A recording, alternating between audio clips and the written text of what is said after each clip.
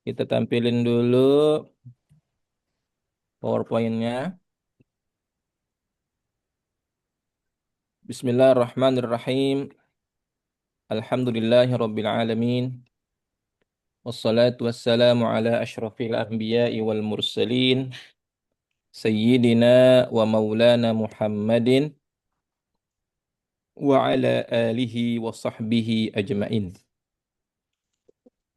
Rabbi shrah li sadri wa yassir li amri wahlul 'uqdatam min lisani yafqahu qawli.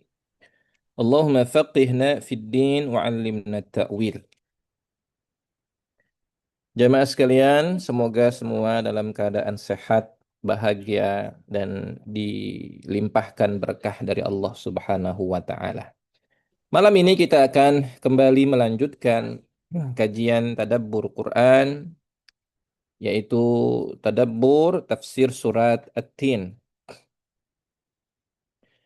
Di mana dalam surat At-Tin ini ada pesan yang sangat penting, ya, untuk kita renungi bersama bahwasanya dalam surat At-Tin ini message utamanya adalah bahwasanya manusia adalah makhluk yang dapat mendapatkan peringkat paling tinggi dibandingkan makhluk apapun yang Allah ciptakan. Walaqad karramna bani Adam wa hamalnahum fil barri wal bahr wa razaqnahum minat thayyibat. Ya. Dan sungguh kami telah muliakan manusia, kami muliakan anak-anak Adam, kami buat mereka bisa berjalan, bergerak, beraktivitas di daratan, di lautan, dan kami beri mereka rezeki yang baik. Jadi ini dalam surat Al-Isra ya, sebelum bahas At-Tin ya. Allah Subhanahu wa taala menyampaikan manusia itu dilebihkan ya dibandingkan makhluk-makhluk yang lain. Jadi banyak kelebihan-kelebihan yang Allah berikan kepada manusia. Dan di surat At-Tin ini ya, nanti kita akan membahas di mana Allah Subhanahu wa taala ya menjelaskan tentang manusia akan bisa mendapatkan peringkat yang tinggi ya.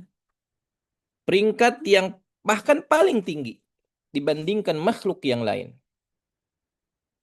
Tapi sebaliknya ada juga manusia yang mendapatkan peringkat serendah-rendahnya. Terperosok dalam kedudukan yang paling rendah. Ya, maka dari semua pesan yang ada dalam surat At-Tin, ya, Allah ingin menggambarkan dua jenis manusia. Manusia yang mendapat kedudukan setinggi-tingginya dan manusia yang mendapatkan kedudukan serendah-rendahnya. Mari kita buka surat At-Tin. Saya bacakan, jamaah nanti boleh diikuti, tapi mic-nya ditutup aja ya, biar nggak tabrakan. Kita ngaji bareng dulu surat At-Tin. A'udzu billahi minasyaitonir rajim.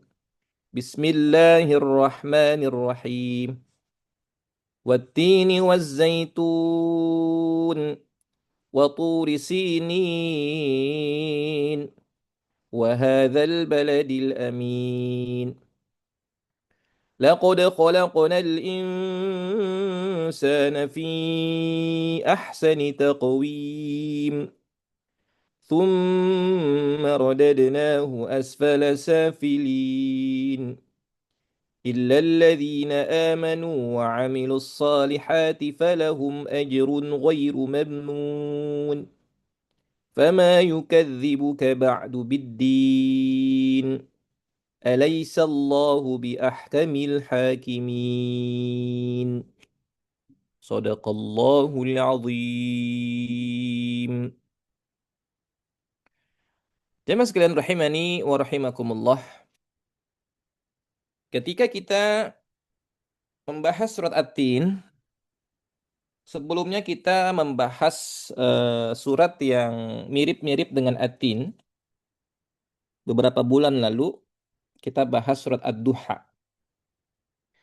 Ada kemiripan dengan surat At-Tin, yaitu sama-sama dimulai dengan sumpah. Ya. Di surah Ad-Duha diawali dengan sumpah, wadduha wal laili idza saja. Di At-Tin juga sama, diawali dengan sumpah. Begitulah style, uslub atau cara gaya bahasa Al-Qur'an, ya.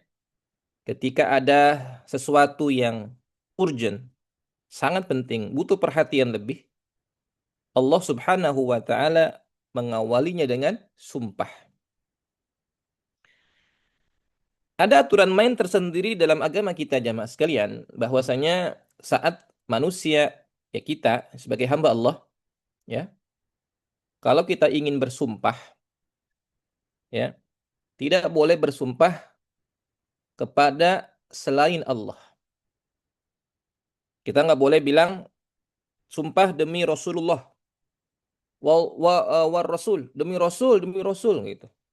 Sumpah demi ayah dan ibu saya gitu. Sumpah demi matahari kita nggak boleh, ya. Kenapa? Sebab, ya, ketika kita melakukan sumpah, mengucapkan sumpah menggunakan nama-nama tertentu, nama yang dijadikan sebagai sumpah itu kan menunjukkan keagungan, ya. Maka kalau ketika kita mengatakan sumpah demi apa? Demi matahari, sumpah demi ayah dan ibu, kita mengagungkan makhluk. Itu sebuah larangan, larangan keras. Bahkan jatuh ke dalam kesyirikan, gitu ya.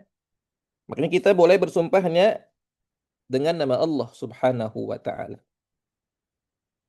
Ya, boleh redaksinya contoh gitu ya, wallahi demi Allah. Atau redaksinya saya bersumpah demi Rabbul Ka'bah, Tuhannya Ka'bah, ya. Boleh, ya. Atau bersumpah demi yang mengutus Nabi Muhammad. Ya, maksudnya kan itu bersumpah dengan nama Allah juga gitu ya. Atau bersumpah yang seringkali dalam redaksi hadis gitu. Kita sering mendengarkan, ya, dalam redaksi hadis disebutin demi zat yang jiwamu berada di dalam genggamannya. Nah, gitu. Boleh juga karena intinya kan tuh bersumpah dengan nama Allah kalau kayak gitu, ya. Dan Nabi biasa bersumpah. Nabi ketika mengungkapkan perkataan, statement yang super urgent, butuh perhatian lebih. Beliau sering mengatakan walladzi nafsi biyadih, gitu ya. Demi zat yang jiwaku berada di dalam genggaman kekuasaannya. Sering kali beliau mengucapkan seperti itu, ya. Atau kalimat lain demi Tuhannya Muhammad sallallahu alaihi wasallam. Jadi begitulah cara kita bersumpah, gitu ya. Dan tentunya ketika kita bersumpah untuk hal-hal yang penting, ya, bukan dikit-dikit sumpah gitu ya. Bahkan jadi sumpah yang palsu atau sumpah menjadi sesuatu yang bukan sakral lagi gitu ya. Nah, jemaah, Nabi pernah bercanda dengan istrinya, Aisyah radhiyallahu anha. Beliau itu suami yang sangat paham kondisi psikologis istrinya. Beliau ngerti kondisi istrinya lagi marah, lagi senang, lagi galau, ya. Karena ada sebagian orang yang nggak ngerti bahasa tubuh pasangan, ya. Ada yang kondisinya mengatakan, saya mah suami saya itu nggak paham, Ustaz, nggak ngerti gimana kemauan saya, nggak ngerti kondisi perasaan saya dan seterusnya. Kadang-kadang kan memang sosok wanita itu sulit ditebak begitu ya. Ya. Ada yang emang karena kondisinya nggak bisa dimengerti. Kenapa? Karena pengen sesuatu bilangnya apa? Terserah. Mau apa? Terserah. Makan apa? Terserah. Gitu ya. Akhirnya karena emang nggak diungkapkan, terserah, terserah, terserah gitu ya. Pas ternyata milih makanan sesuai dengan pilihan suaminya, eh salah gitu. Padahal tadi awalnya ngomong terserah. Berarti kalau udah ngomong terserah, terserah itu lagi nggak mood tuh berarti gitu ya. Nah, jadi beruntung kalau kita memiliki apa ya, pemahaman yang baik ketika mengetahui gestur seseorang, apalagi dengan pasangan yang sudah hidup lama gitu ya bersama. Jadi ngerti. Dan begitulah Nabi, beliau sangat paham betul kondisi istrinya, gestur apa yang ditunjukkan oleh istrinya, dari mulai raut wajah, kata-katanya. Ini ketahuan nih kalau lagi marah, lagi ngambek ya, atau lagi happy, beliau udah nyiriin banget gitu. Dan beliau bilang kepada Aisyah, Aisyah, ya aku tahu kapan kamu lagi marah dan aku tahu kapan kamu lagi happy gitu. Tahu dari mana? Jamaah. Nabi nyiriin kalau Aisyah lagi marah, kelihatan dari cara dia bersumpah. Gitu ya. Ya. Jadi ketika Nabi apa ya melihat Aisyah dalam kondisi lagi ngambek, lagi marah gitu ya. Ya, beliau radhiyallahu anha, Aisyah radhiyallahu anha seringkali bersumpah tapi menggunakan nama ya nabi yang lain. Kalau lagi seneng ya, misalkan lagi seneng nih, lagi happy, pasti sumpahnya apa? Demi Tuhannya Muhammad. Gitu. Ya, demi Tuhannya Muhammad. Oh, itu lagi happy tuh. Jadi menyebut nama suaminya itu apa ya? Nggak berat gitu. Karena lagi happy. Tapi kalau lagi suasana nggak happy batinnya, hatinya gitu ya. Aisyah radhiyallahu anha sering kali mengatakan demi Tuhannya Ibrahim gitu. Jadi yang disebut adalah ya Tuhannya Ibrahim, nama nabi yang lain gitu ya. Nggak mau ngomong nama nabi, nggak mau nyebutin nama suaminya. Apa jawab Aisyah ketika dicandain seperti itu? Ya Rasulullah, katanya gitu ya. Aku cuma bisa menjauh dari namamu di saat lagi kurang nyaman gitu ya. Tapi nggak bisa menjauh dari dirimu. Ya. Nggak bisa jauh-jauh dari dirimu walaupun secara apa ya, suasana batin lagi nggak mau nyebut nama suaminya gitu ya. Ini bagian dari apa ya, dinamika dalam rumah tangga yang luar biasa yang dicontohkan Ya, betul. Rasulullah. Jadi kita bisa melihat ya bagaimana Rasulullah SAW menyikapi kondisi pasangan hidupnya yang sangat beliau pahami. Nah, jemaah sekalian, ini kita kembali kepada pembahasan ayat tentang sumpah, gitu ya. Nabi melarang untuk kita bersumpah tadi ya, dengan nama makhluk. Suatu ketika, Nabi berdagang, waktu awal-awal kan bisnis ya dengan Khadijah. Ada salah satu pembeli, konsumennya, untuk memastikan bahwa barang yang beliau jual itu bagus ya, harganya bagus, barangnya berkualitas gitu ya. Nah, si apa namanya konsumen itu meminta kepada Nabi untuk mastiin, emang kalau ini bener bagus, ente berani sumpah gak? Tapi sumpahnya pakai apa? Demi Latta dan Uzza. Latta dan Uzza itu kan nama berhala kan? Apa kata Nabi? Inni lam u'min bihima, fa kaifa uqsimu bihima? Gitu ya. Nabi dengan tegas ya mengatakan, ngapain aku bersumpah dengan Latta wal Uzza? Padahal aku nggak mengimaninya. Aku nggak percaya dengan keduanya. Aku nggak percaya dengan Lata dan Uzza. Ngapain aku bersumpah dengan Lata dan Uzza?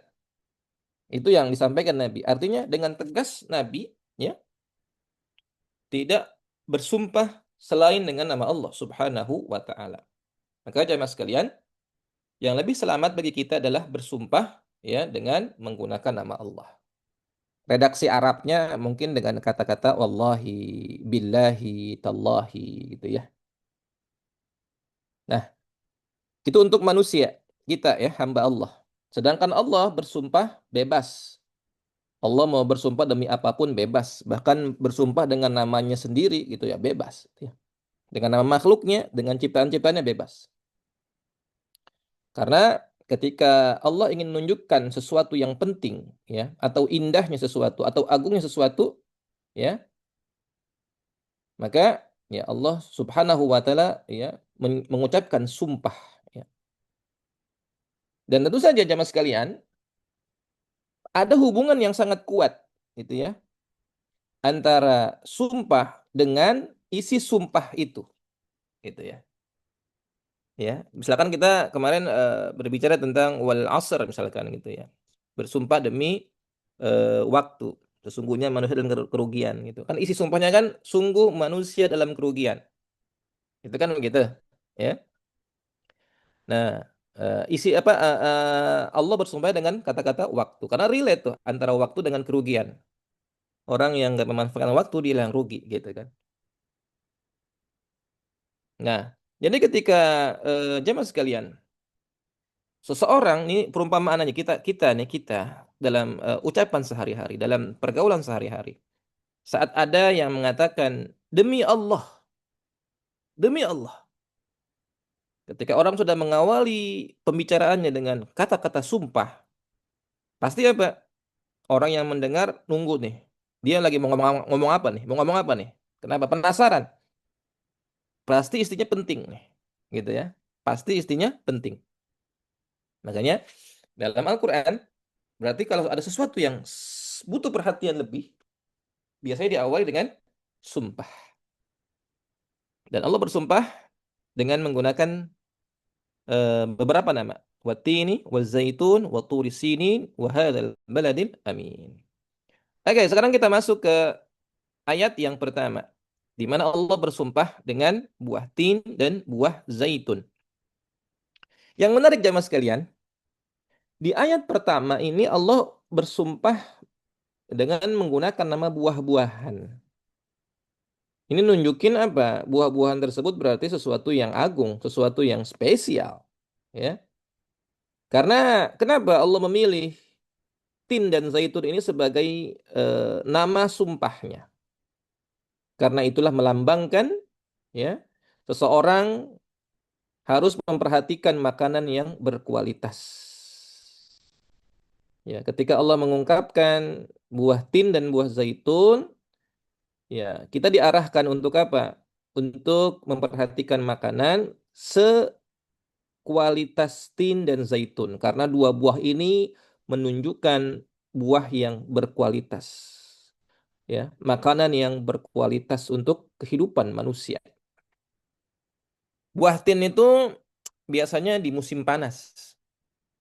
Sengaja di apa sebutkan dua jenis buah yang beda jenisnya aja mah.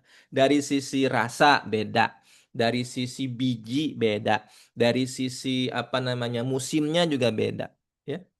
Jadi berpasang-pasangan, benar-benar benar-benar apa ya? Benar-benar balance gitu ya. Ada pasangannya. Tin, zaitun gitu ya. Karena buah tin itu ada di musim panas. Kalau zaitun di musim dingin. Buah tin itu rasanya manis, zaitun rasanya pahit. Buah tin itu banyak bijinya. Ya. Antum mungkin pernah dapat oleh-oleh ya orang yang haji atau umroh ya. Buah tin itu bijinya banyak banget. Kayak kalau di sini apa ya? Mirip apa ya? Yang buahnya banyak bijinya. Markisa gitu. Markisa. Ini lebih banyak tapi kalau buah tin itu lebih banyak bijinya. Ya. Kersen, kersen. Nah, gitu, ya. Zaitun cuma satu bijinya. Dan kedua-duanya tin dan zaitun itu sebagai simbol makanan yang terbaik ya untuk kesehatan manusia. Bahkan jamaah sekalian, kalau antum lihat di sini, buah tin itu buah yang paling tepat untuk terapi seluruh penyakit yang kaitannya dengan pencernaan. Pencernaan, ya. Mulai dari usus, lambung, sampai mohon maaf, daerah pembuangan, ya. Untuk buang air segala macam, itu resepnya di buah tin.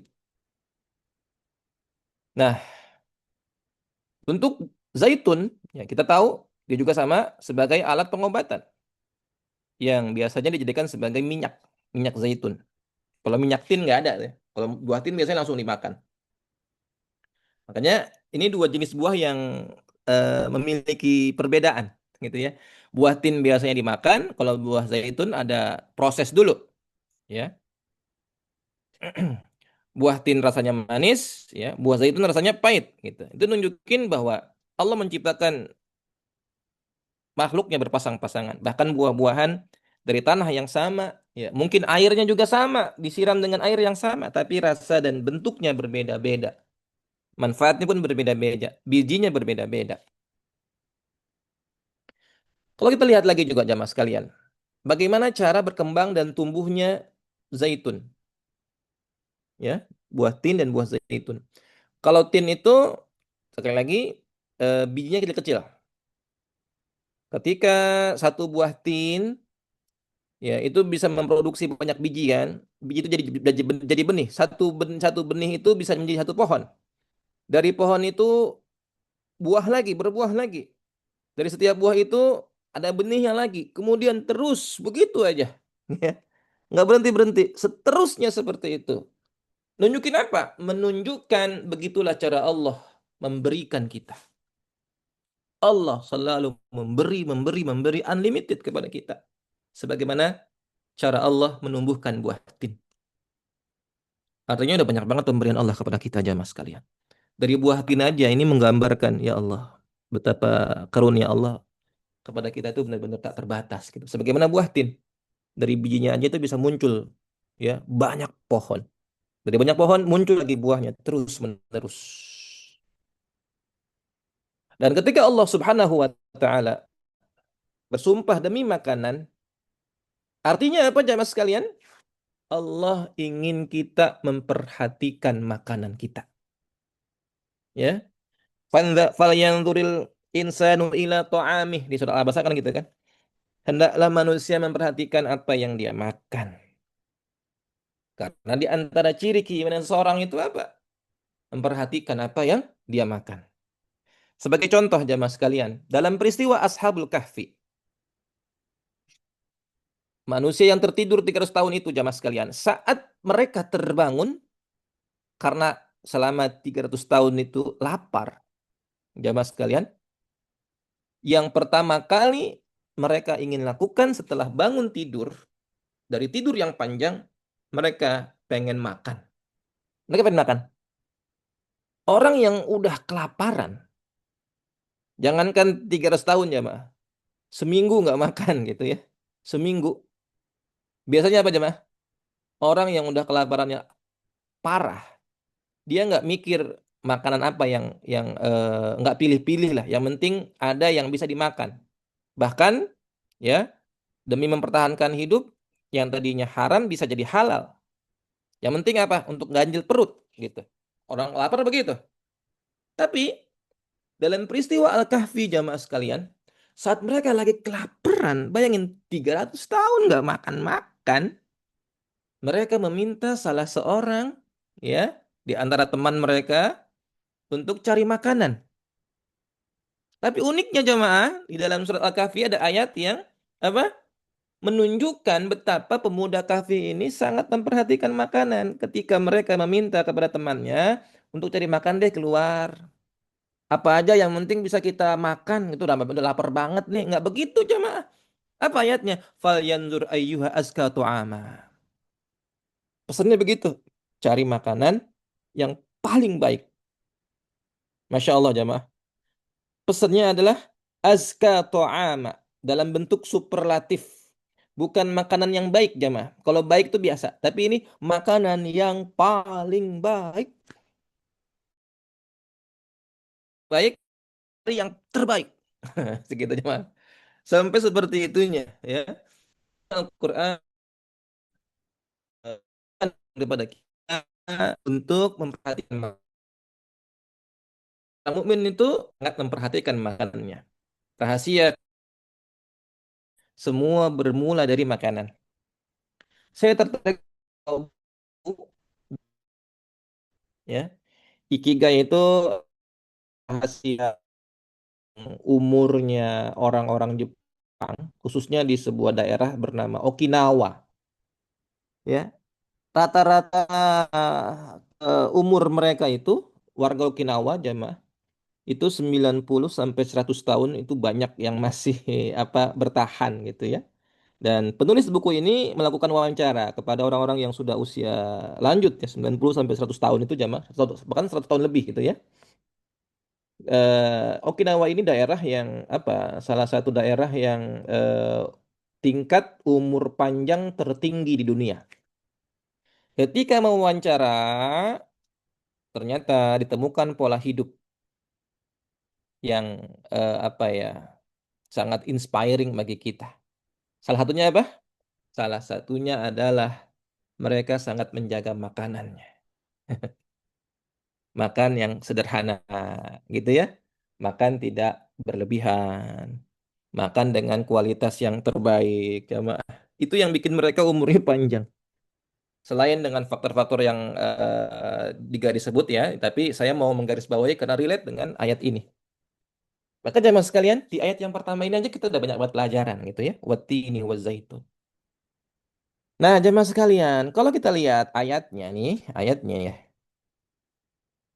Wattini wazaitun, demi buah tin, buah zaitun. Waturi sinin, ya, demi bukit Tursina. Wahadzal baladil amin, demi negeri yang aman. Kalau dilihat sekilas, dibaca sekilas, kok kayaknya lompat. Habis bahas buah, kok bahas bukit, kok bahas tempat. Gitu jemaah. Antum ini gak apa namanya menganalisa itu gak jamaah?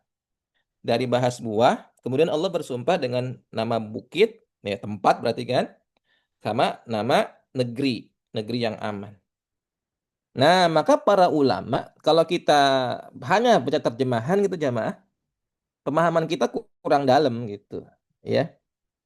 Ternyata dari penjelasan para mufassirin jamaah sekalian, maksud ayat 1 sampai 3 tadi, ya, watini wazaituni wa turi sinin wa hadzal baladil amin, selain bersumpah dengan buah, ternyata maksud ayat ini juga Allah ingin bersumpah dengan 3 tempat diutusnya para nabi ulul azmi.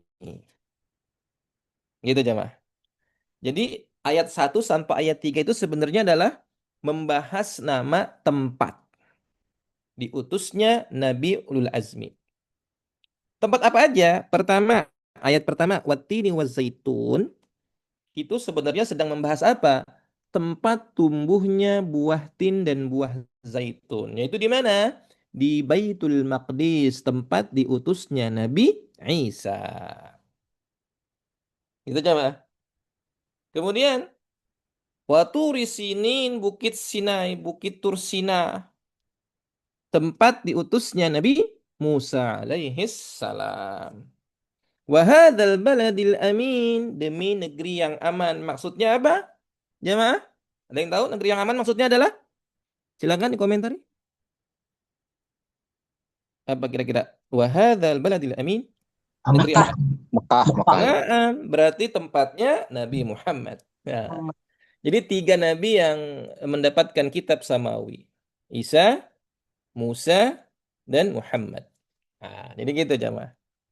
Jadi selain bersumpah dengan nama buah, ya di ayat ini juga Allah ingin menunjukkan keistimewaan 3 tempat yang melahirkan nabi-nabi pilihan Allah, yaitu Nabi Ulul Azmi. Nah, selesai kita membahas sumpah, tentunya jamaah sekalian, kita membahas ayat berikutnya, yaitu ya, laqad khalaqnal insana fi ahsani taqwim. Ini ada yang kepotong ya. Sebentar biar nggak keliru di rekamannya. Saya perbaiki dulu nih tampilannya nih. Khawatir nanti dilihat sama jamaah eksternal kan nggak bagus. Nah, ini dia. Laqad khalaqnal.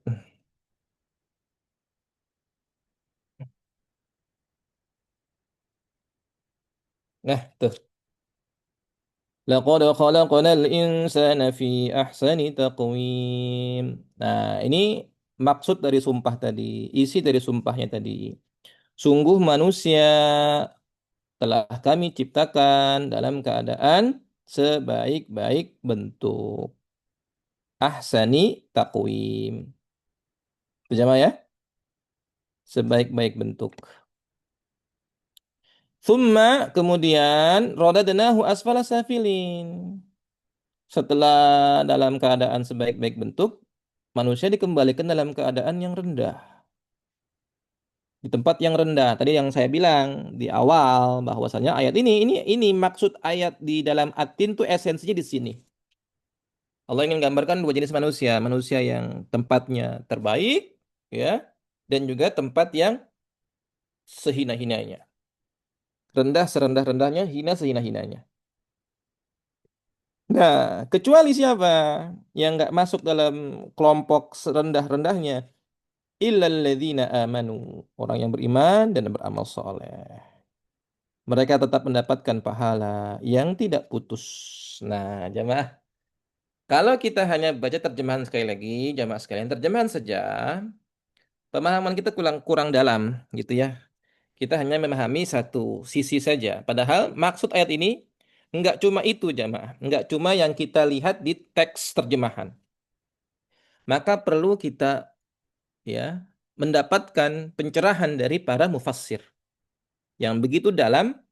Mereka mentadabburi ayat ini, ya, membedah ayat ini dengan berbagai macam hujjah, argumentasi, dalil, ya, sehingga ada beberapa pemahaman di ayat ini. Yang pertama, tafsiran yang pertama, laqad khalaqnal insana fi ahsani taqwim, tsumma radadnahu asfala safilin illal ladzina amanu, dan seterusnya jamaah sekalian. Tafsir yang pertama adalah ayat tersebut menunjukkan bahwasannya manusia diciptakan dalam bentuk sebaik-baiknya. Kemudian manusia yang sebaik-baik bentuk tadi masuk dalam neraka, tempat yang serendah-rendahnya, kecuali yang tadi yang beriman dan beramal soleh. Itu maksud ayat yang tafsiran yang pertama. Tafsiran yang kedua, jemaah sekalian, ya, laqad khalaqnal insana fi ahsani taqwim, maksudnya adalah sungguh manusia diciptakan dalam keadaan ahsani taqwim. Ahsani taqwim itu adalah keadaan masih sangat prima, keadaan kuat, keadaan sehat, keadaan masih normal semua. Artinya keadaan kita masih muda-muda, masih jaya-jaya, masih fresh-freshnya. Itu asalnya takwim. Thumma radadnahu asfala safilin. Kemudian setelah kita memasuki masa prima, masih fresh, lambat laun kita bakal dikembalikan ke ya kondisi di mana asfala safilin. Jadi asfala safilin di tafsiran yang kedua maksudnya adalah kita bakal balik ke dalam keadaan lemah, renta, nggak kuat berdiri lama, nggak kuat duduk lama, dan seterusnya. Itu tafsir yang kedua. Oke. Nah, jemaah sekalian rahimani wa rahimakumullah. Kita sekarang bahas dulu tafsir yang kedua ya. Maksud dari ayat 4 sampai 6 di tafsiran yang kedua. Dan dua tafsiran ini jemaah ya, dua tafsiran ini tafsir yang sifatnya adalah ya, bukan tafsir yang kontradiktif, bukan tafsir yang berlawanan. Satu pernyataan dengan pernyataan yang lain saling bertolak belakang, bukan. Tapi tafsir yang saling menyempurnakan, tafsir yang saling melengkapi. Jadi dua makna ini adalah makna yang tepat, makna yang benar dua-duanya gitu loh. Sama seperti tadi, watini wa zaitun wa turi sinin gitu ya, selain menyebutkan nama buah, ya, Allah juga ingin menyebutkan nama tempat gitu. Jadi begitu jemaah ya. Ketika kita menemukan makna tafsir yang berbeda dari para ulama, ya, maka cara kita memahaminya adalah dengan mengkonklusikannya, ya, melakukan yang namanya apa ya, menyatukan pendapat tersebut untuk saling melengkapi. Contoh, ketika kita membaca Al-Fatihah, ihdinas siratal mustaqim, tunjukilah kami jalan yang lurus. Coba, kalau ditanya jalan yang lurus, jalan jalan apa sih? Maksud jalan yang lurus apa jamaah? Silakan dijawab. Halo, coba. Ya, Tat. Kalau kita ditanya nih, ayat Ya, ada jalan yang yang lurus. bunyinya tunjukilah kami jalan yang lurus. Maksud jalan yang lurus dalam ayat tersebut apaan sih? Jalan yang dididik Allah, Tat. Apalagi? Jalannya para nabi, Terus Sesuai orang dengan apa soleh. lagi? petunjuk Ah, Allah. apa? Sesuai dengan petunjuk Allah. Terus apa lagi? Sesuai dengan contoh Nabi. Nah, gitu. Jadi itu kan dua-duanya benar kan? Benar. Jadi dalam tafsiran jemaah, Siratul Mustaqim adalah jalan Syarah. Islam, jalan Quran, jalan sunnah. Beda-beda tuh pendapatnya tuh. Ada yang bilang, tunjukilah kami ke jalan yang lurus. Maksudnya apa sih? Jalan Islam. Jalan yang lurus maksudnya apa sih? Jalan sesuai Al-Quran. Jalan lurus apa sih? Jalan yang sesuai dengan sunnahnya Nabi. Kan pendapatnya seolah-olah beda tuh. Tapi bukan berarti ketiga-tiganya bertolak belakang. Bukan. Justru saling apa? Tadi apa? Tenawu. Saling melengkapi. Gitu. Tafsir yang saling melengkapi, menyempurnakan. Jadi ketika kita mengetahui ada pendapat yang beda dalam sebuah tafsiran, ya kita konklusikan. Tunjukilah kami jalan yang lurus, yakni jalan Islam, jalan yang sesuai Quran, jalan yang sesuai Sunnah, gitu. Termasuk ayat ini juga, ya. Ayat ini juga begitu. Nah, jamaah sekalian, di tafsiran yang kedua, Ibrahim An-Nakhai, beliau mengatakan, jika seorang mukmin berada di usia senja, nih Ibrahim An-Nakhai nama sosoknya ya, ini pendapat ulamanya. Dan saat itu seorang mukmin tersebut dalam kondisi asfalas safilin ya, dalam keadaan lemah, susah untuk beramal, maka dia akan dicatat sebagaimana dulu waktu muda dia pernah beramal. Itulah yang dimaksudkan falahum ajrun ghairu mamnun. Mereka pahalanya nggak putus-putus. Walaupun mungkin sholatnya udah tidak seprima waktu muda. Karena mudanya dulu dimanfaatkan, dia tetap dapat pahala seperti waktu sehatnya. Gitu. Mungkin sekarang udah nggak bisa berdiri lama, dia hanya bisa duduk, nggak dikurangin pahalanya. Kenapa? Falahum ajrun ghairu mamnun. Pahalanya nggak putus. Kenapa? Waktu dulu dia pernah beramal. Waktu mudanya. Gitu jamaah sekalian. Ibnu Qutaibah. Nah ini nama tokohnya lagi. Nanti di soal mungkin ada yang perlu diperhatikan ya. Ibnu Qutaibah mengatakan, makna firman Allah yang artinya illalladzina amanu, kecuali orang-orang yang beriman, maksudnya apa sih? Ya, orang-orang yang dimaksud di dalam ayat ini adalah orang yang waktu mudanya dia beriman, amal soleh, kondisi masih fit, dia gunakan untuk beramal, maka nanti mereka saat tuanya nggak bakal dikurangin amal-amal mereka. Pahalanya tidak berkurang. Walaupun mungkin mereka nggak mampu melakukan ketaatan sesempurna waktu waktu muda, gitu ya. Kenapa? Karena Allah tahu. Seandainya mereka masih diberikan kekuatan, ya, sebagaimana waktu muda, maka mereka nggak akan berhenti dari beramal kebaikan. Karena Allah tahu mereka itu tidak akan berhenti melakukan amal, maka apa? Orang yang gemar beramal di waktu muda, nanti saat tuanya dia akan diberi ganjaran sebagaimana di waktu muda. Gitu jamaah. Nanti mungkin ada yang bertanya, Ustadz kalau udah terlanjur tua gimana? Waktu muda kita nggak begini-begini amat. Waktu muda kita nggak belum belum optimal gitu. Ya sekarang berarti. Ya kan sekarang masih seger nih, masih lumayan lah, masih masih bisa apa namanya berdiri lama atau ini ngaji aja kita nih jamaah Forkis nih masih sanggup sampai jam setengah 10 hebat loh ini. Nggak semua orang bisa jamaah. Nah makanya, nah mungkin Sampai suatu saat nanti mungkin kita nggak bisa sekuat sekarang karena kita manfaatin saat-saat masih ahsani takwim nih. Anggapnya sekarang nih masih ahsani takwim nih, masih kondisi fit lah gitu ya. masih ya pun kalau ada keluhan ya nggak terlalu parah-parah banget lah gitu ya. Maka jamaah jangan khawatir. Falahum ajrun ghairu mamnun. Kenapa? Ini dia. Di dalam hadis Nabi nerangin nih yang berkaitan dengan ayat tadi. Idza maridul abdu aw safara kutiba lahu mithlu ma kana ya'malu muqiman sahihan. Jika orang itu sakit atau berpergian safar, maka ketika dia ibadah ya, pahalanya itu dicatat sama ketika dia beramal saat enggak safar, saat mukim gitu ya, atau saat dia sehat.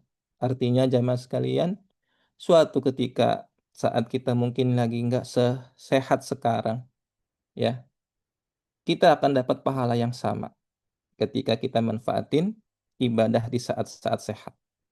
Sama halnya seperti orang yang safar.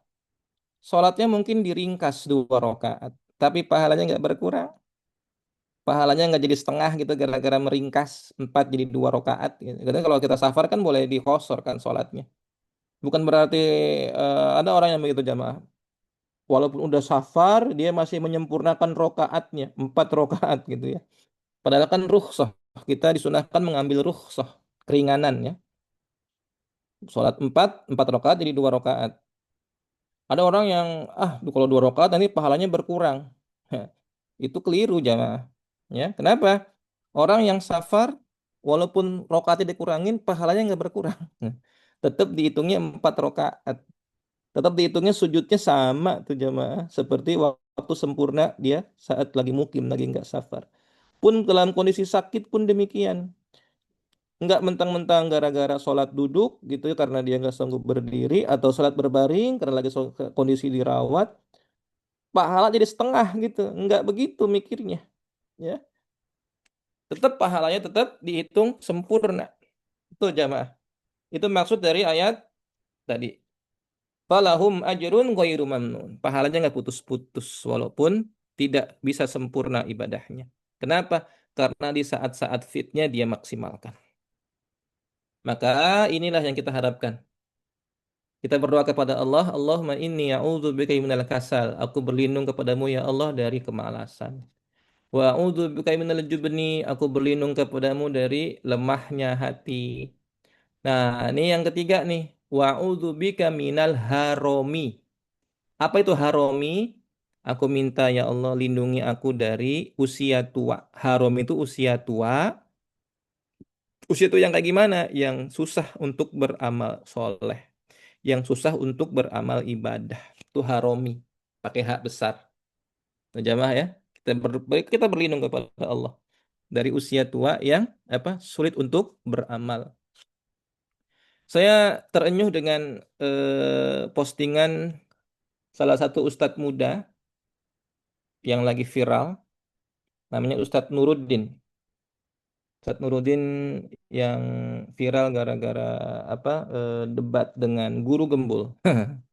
Dalam postingan terakhirnya dia memposting video kebersamaan dengan seorang kiai. Kiai yang nggak terkenal, hanya kiai kampung. Usia sudah sangat sepuh, sepuh, udah benar-benar renta. Di atas 80 tahun lah usianya. Kiai ini spesialis pengajar akidah. Ya, kalau kita menjadi dia kita mungkin akan bosan gitu ya. Kenapa? Karena ya itu spesialisasinya dari zaman dulu puluhan tahun dia ngajar, dia membahas tentang itu aja, kitabnya itu aja. Ya. Secara istiqomah dia ngajarin tentang akidah, walaupun berbagai macam cobaan ujian gitu ya. Bahkan di usia yang masih yang udah sepuh, udah renta, udah nggak muda lagi, udah nggak fit lagi, beliau masih bolak-balik Jakarta, terus Jakarta Jawa Tengah atau Jawa Timur rumahnya gitu ya. Untuk apa? Untuk ngajar. Di usia yang udah sepuh aja masih melakukan aktivitas ibadahnya gitu. Artinya apa jamaah? Iya, beliau mendapatkan perlindungan dari haromi, usia tua yang sulit untuk beramal. ya, sampai akhirnya beliau dipanggil oleh Allah, beliau sudah meninggal gitu ya, karena itu postingan duka cita gitu ya. Untuk ngegambarin sampai usia tuanya aja beliau masih sanggup beramal yang ya kita yang masih fit mungkin ya belum tentu bisa kayak gitu gitu. Dan kita berharap berlindung dari keadaan jelek di waktu tua. Nah, kemudian jamaah sekalian, kita masuk ke tafsiran yang tadi. Ya, manusia diciptakan dalam bentuk sebaik-baiknya, dalam bentuk yang sempurna. Ternyata di balik tubuh yang sempurna, ciptaan yang sempurna, ada manusia yang rendah.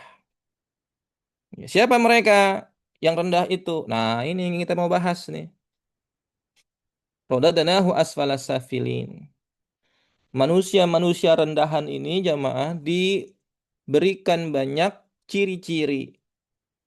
Ya, bahkan dalam Al-Quran, ciri-ciri mereka itu diasosiasikan dengan contoh-contoh sifat hewan. Gitu ya. Contoh yang pertama adalah manusia mirip anjing. Manusia yang mirip anjing ini jamaah memiliki karakteristik apa? Akhlada ilal ard. Ya, dia cenderung kepada dunia, sangat obsesi kepada dunia. Wattaba'a hawah, menuruti hawa nafsu. Ya, benar-benar obsesi kepada dunia, nurutin nafsunya, nurutin syahwatnya, dan orang seperti ini seperti anjing. Kenapa? Anjing ini simbol binatang yang rakus karena apa ya? Simbol lidahnya gitu yang menjulurkan karena dikasih makan atau nggak dikasih makan. Ya, kalau bahasa Qur'annya, intahmil alaihi yalhath au tatrukhu yalhath. Kamu menghalaunya, diulurkan lidahnya. Kamu membiarkannya, diulurkan juga lidahnya. Itu perumpamaan bagi orang-orang yang mendustakan ayat-ayat kami. Tuh. Jadi orang-orang yang mendustakan ayat-ayat Allah, ya, yang hidupnya terobsesi dengan dunia dan menuruti syahwatnya itu seperti anjing yang nggak puas-puas. Ada juga manusia yang rendah tadi diumpamakan seperti keledai. Siapa mereka? Kama salil himar. Manusia yang dipikulkan kepadanya Taurat. Hummilut Taurat, thumma lam yahmiluha. Ini perumpamaan untuk orang yang apa? Dikasih kitab, tapi nggak dimanfaatkan, nggak dibaca, nggak diamalkan. Sama seperti keledai. Dia dikasih kitab, tapi kitabnya cuma apa? Dipikul doang, di punggungnya. Dan kitab tersebut nggak akan ada manfaat untuk si keledai. Ini adalah sindiran keras bagi siapapun yang sudah diberikan akses berupa ilmu, ya, yaitu Al-Quran, ya, Sunnah, tapi nggak dimanfaatkan sebaik-baiknya, ya, nggak dipahami sebaik-baiknya. Itu seperti himar, keledai. Ada juga manusia yang diumpamakan seperti laba-laba. Siapa? Manusia yang menjadikan Allah sebagai yang menjadikan selain Allah sebagai pelindung. Dia menjadikan makhluk, menjadikan jimat, menjadikan sesembahan-sesembahan lain atau menjadikan apa ya? Min dunillah, pokoknya selain Allah deh. Dia berlindungnya kepada selain Allah. Orang yang kayak gini itu seperti al-ankabut. Seperti rumah laba-laba. Ittakhadat baita wa inna awhanal buyuti la baitul ankabut. Karena sejatinya rumah yang paling lemah adalah rumahnya laba-laba. Ini rumah laba-laba paling lemah, jamaah sekalian. Apa ya namanya ya?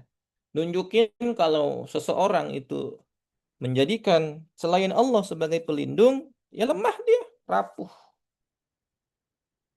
Betapa banyak orang yang rumahnya itu ya sudah diberikan tingkat keamanan tinggi, CCTV di mana-mana, bahkan dibentengi dengan benteng gaib gitu ya.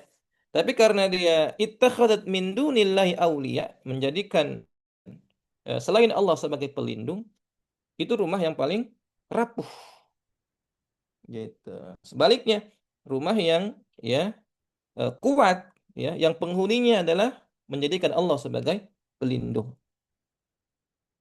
Maka jemaah sekalian rahimani wa rahimakumullah. Kita belajar dari masyarakat Gaza. Walaupun kondisi mereka, ya, hancur lebur secara fisik gitu ya. Tapi saat sampai detik ini sama sekali mereka tidak mengibarkan bendera putih. Ya, mereka tetap apa? Kokoh. Kenapa? Karena mereka menjadikan Allah sebagai pelindung. Jadi mereka memilih untuk menjadikan Allah sebagai pelindung. Hasbunallah wa ni'mal wakil, ni'mal maula wa ni'man nasir. Sebaliknya Israel itu menjadikan Iron Dome mereka sebagai pelindung. Maka mereka itu seperti laba-laba, ya, rapuh sebenarnya. Kita tahu kan mereka itu tingkat ketakutannya luar biasa. Pengecut ya, kemudian banyak yang kena depresi dan seterusnya, bunuh diri. Kenapa? Karena menjadikan teknologi sebagai pelindung. Kemudian juga manusia seperti hewan ternak yang rendah tadi ya. Mereka siapa yang dihajikan hewan ternak yang tidak menggunakan hatinya untuk memahami, menggunakan matanya untuk melihat ayat-ayat Allah, menggunakan telinganya untuk mendengar ayat-ayat Allah, nggak digunakan sebaik-baiknya, maka mereka seperti an'am, hewan ternak. Ada juga manusia yang seperti qiradatan khasiin, manusia seperti kera. Siapa mereka ini? Mereka adalah kaum Yahudi yang dikutuk oleh Allah Subhanahu wa taala karena melanggar perintah Allah. Ini mereka melakukan pelanggaran, ya, melanggar apa? Hari Sabat namanya, fis sabti, Sabat, Sabtu, hari Sabtu. Jadi sejarahnya itu mereka saat itu dilarang untuk apa ya? Ngambil ikan gitu ya di hari Sabtu. Tapi mereka melakukan kelicikan. Nggak ngambil sih di hari Sabtu, tapi mereka udah apa? Udah ngejaring di Jumatnya gitu. Jumatnya dijaring, hari Ahadnya, hari Minggunya mereka nikmatin. Nah, mereka ngakalin syariat di saat itu, ya. Mereka itu akhirnya mendapatkan kutukan menjadi qiradatan khasiin. Ini adalah simbol bahwasanya mereka itu yang udah melakukan pelanggaran, ya, tapi nggak merasa bersalah. Bahkan bangga dengan kesalahan. Tuh, jemaah. Orang yang apa? Bangga dengan kesalahan, ya, seperti qiradatan khasiin, kirdun. Berikutnya manusia seperti babi. Ada wal khanazir, ya. Ya, ini seperti babi ya, yang bukan hanya senang dengan kekotoran gitu ya, tapi banyak sifat-sifat buruk ya yang menjadi karakter babi. Yang membiarkan perebutan tidak senonoh terhadap apa keluarganya. Kemudian apa ya, berbagai macam bentuk kotoran-kotoran itu, kotoran, sifat-sifat kotor itu dari khonazir, babi. Ada juga manusia seperti nyamuk. Innallaha la yastahi ay yadriya mathalan ma ba'udatan fama fawqaha. Gitu ya. Ini perumpamaan bagi manusia yang keberadaannya itu seperti nyamuk. Kenapa? Hanya mengganggu orang. Ya, keberadaannya itu mengganggu orang. Nyamuk begitu jemaah. Belum gigit aja udah ganggu. Karena apa? Di telinga udah ngaung ngaung ngaung ngaung ngiung ngiung ngiung ngiung gitu kan. Begitulah manusia ya yang suka menyakiti, mengambil hak orang lain dan seterusnya gitu ya. Itu diumpamakan menjadi seperti nyamuk. Itulah asfalas safilin, manusia serendah-rendahnya tadi. Ya. Dan manusia-manusia yang tadi ini jamaah ya tidak terkena kepada orang yang beriman dan beramal saleh. Nah, agar kita selamat dari kategori-kategori ini, manusia seperti keledai, seperti anjing, seperti hewan ternak, seperti kera, seperti babi, seperti nyamuk, maka syaratnya apa? Amanu wa amilus salihat, beriman dan beramal saleh. Ya, menjauhi sifat-sifat buruk seperti yang tadi disampaikan. Kemudian penutupnya adalah fama yukadzibuka ba'du biddin. Maka apakah yang menyebabkan kamu mendustakan hari pembalasan? Apa sih yang bikin kamu nggak percaya? Udah banyak banget buktinya hari pembalasan itu. Alaihissallahu biahkamil hakimin. Bukankah Allah ya hakim yang paling adil, Allah yang maha bijaksana, sebaik-baik hakim, ya seadil-adilnya para hakim yang ada. Ya biahkamil hakimin, seadil-adilnya hakim. Saat makanya di yaumul hisab tidak akan mungkin bisa direkayasa, tidak akan mungkin bisa dimanipulasi. Kenapa? Karena hakimnya adalah Allah Subhanahu wa taala. Demikian jemaah sekalian, Maha benar Allah dengan segala firman-Nya. Itulah tafsir surat At-Tin yang mudah-mudahan bisa mereminder kita. Ini kalau nggak salah, kalau dari screenshot yang saya simpen dulu pernah dibahas juga ini ya. Tapi nggak apa-apa, mudah-mudahan untuk murojaah ya, untuk murojaah biar semakin mantap gitu jamaah. Silakan dibuka kameranya, kita foto dulu. Walaupun saya agak gelap ini ya, nggak kelihatan. Tapi nggak apa-apa lah ya. Yuk, satu, dua, tiga. Oke, jamaah sekalian. Nanti soal kuisnya ya, mohon dikerjakan jamaah ya. Nanti hasilnya di screenshot boleh ya, biar bisa untuk evaluasi saya, apakah materinya tadi nyambung atau enggak gitu. Mungkin ada yang mau kita diskusikan, silakan. Ada? Kalau nggak ada langsung ke soal aja ya. Adakah? Nah, ada sih. Itu Ada. Oke, gimana? ini kejadian di diri saya. Dulu tuh hafal ya, apa surat-surat pendek juz Mm-mm, amma itu sekarang ya sebagian itu ya Allah, astagfirullah. mm-mm. Itu gimana itu? Ya, murojaah lagi. Bisa lah Oh, di iya. pentingnya Hafal banget murojaah. ya. Ya, Mungkin makanya karena kan target kita belajar ngabar salah satunya yang pembahasan tafsir ini, biar nanti saat kita baca itu semakin melekat gitu, lebih dapet apa pemahaman dan penghayatannya karena kita sudah tahu makna-maknanya gitu. iya. Dengan Sekarang harapan, penghayatan pemahaman ya dulu tuh hafal gitu kan yang nah panjang-panjang kayak betul ada target gitu. kita Tapi itu. yang panjang itu sekarang udah kemana itu? Jadi kita kalau sholat sama cucu-cucu yang kecil-kecil, Mm-mm. cucu udah tahu udah sampai Al-Bainah ya kan, udah sampai Ya nggak apa-apa, kita di murojaah lagi nggak apa-apa itu mah. dan Kalau saya lupa kalau lupa ngapal lupa lagi itu agak biasa. susah sekarang ya, mungkin karena udah tua Ya, ya Allah. dan kayak dengan Astagfirullah. dengan cara murojaah banyak Iya ya. mendengarkan, insya Allah bisa dikembalikan. Sama doa tadi itu ya Ustadz ya, doa yang Ya, betul itu penting itu itu praktek. menghindar dari pikun juga ya Ustadz. Betul, betul. Ya Allah ya. Mudah-mudahan semuanya Ya selamat. Allah. Ada lagi? Makasih Ustadz. Ya, baik, Nah, Ibu. kayak tadi itu Bu Ida itu kan Mm-mm, dia hilang, ya, bukan hilang ya, berkurang ingatannya. Itu mm-mm, kan dia berusaha terus ya untuk mengingat, menghafal lagi. mm-mm. Pahalanya sama nggak Tat? Pahala- Ini Ya, usianya sekarang di usia 60 ke atas gitu ya, dengan lansia. betul. Selama Kan tadi kita, mengingatnya sama. betul, betul. Hah? Konsepnya sama. Tadi kaidahnya begitu. Selama kita kondisi ini sekarang lagi masih normal, masih fit lah, belum pikun. Ya, kelak nanti mungkin kita nggak apa ya, mampu sekarang gitu ya. Falahum ajrun ghairu mamnun. Pahalanya nggak dikurangin gitu. Mungkin Oh, kita tilawah nih, kita nggak sejelas dulu gitu ya. Baca Quran kita nggak bisa lama, kenapa? Mata udah burem. Tetap falahum ajrun ghairu mamnun. Kenapa? Dulunya Anda manfaatkan sebaik-baik.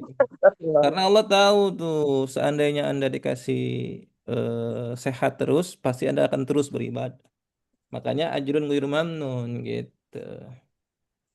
iya Itu yang sekarang makanya. kan lu nyobain 6 halaman nih berturut-turut Mm-mm, mm-mm. langsung kabur tuh. Matanya udah huruf-huruf itu Iya, kebalik-balik. Pak betul. sama Iya tuh sama Pak. sama tuh.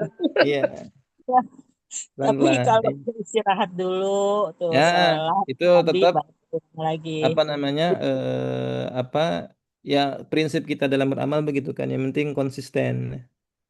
Adwamuha wa in qalla. Ya, dawam konsisten walaupun mungkin dikit-dikit terus sambung lagi, dikit-dikit sambung. Jangan terlalu dipaksa juga. Nanti Iya. kalau dipaksa malah hanya awalnya saja gitu. Begitu Ya. Ibu ya. Oke. Iya.